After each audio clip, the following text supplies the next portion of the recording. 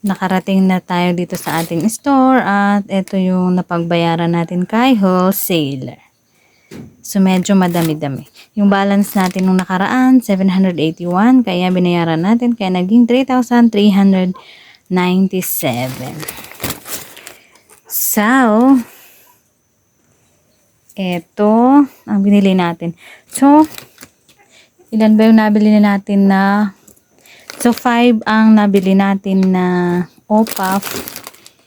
Ang kaso is, nabili na yung, pagdating ko is, saktong break time na ng mga bata. Kaya, ayan, ubos na yung ating, eto.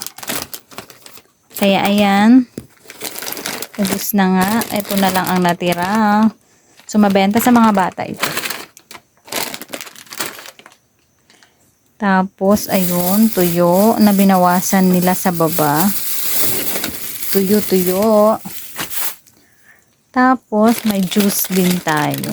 Ang kukuhanin ko sana is orange at saka ano yung isa? Grapes. Kaso, ito lang yung available kay wholesaler. Kaya, ito na lang din ang kinuha natin. Tapos, 8 na payless beef, kaso bawas na rin sa baba. Thank you Lord kasi may bumibili sa atin sa baba. Sa daan pala. Tapos 2 twine lang. Ayan. Tapos apog na 10 piraso. For 5 pesos po.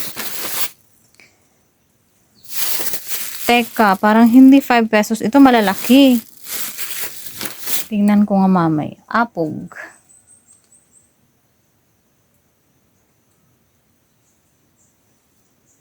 Kailangan nating hatiin.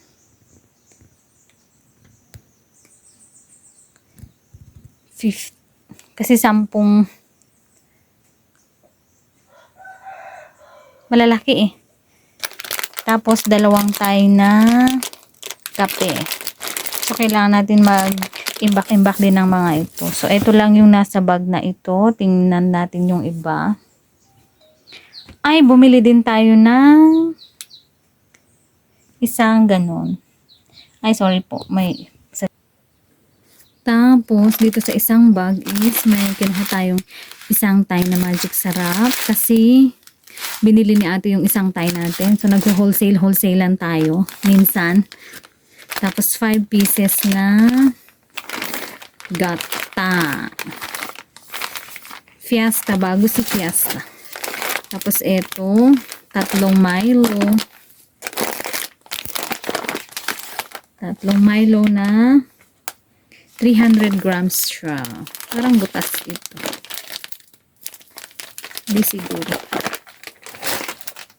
Tapos 2 gatas din na 300 grams. Paunti-unti tayo guys. Kasi kailangan din ng mga suki natin ang mga ganito. Ako lang pala. Charot. Tapos isang candy lang. Tapos isang ganito. Pamintang buo pala. Tigdo-2 po ang bentahan namin.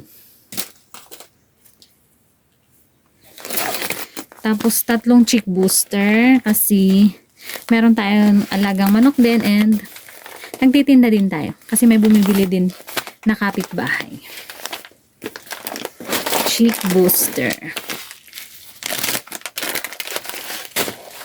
Tapos, isang case lang na Coke.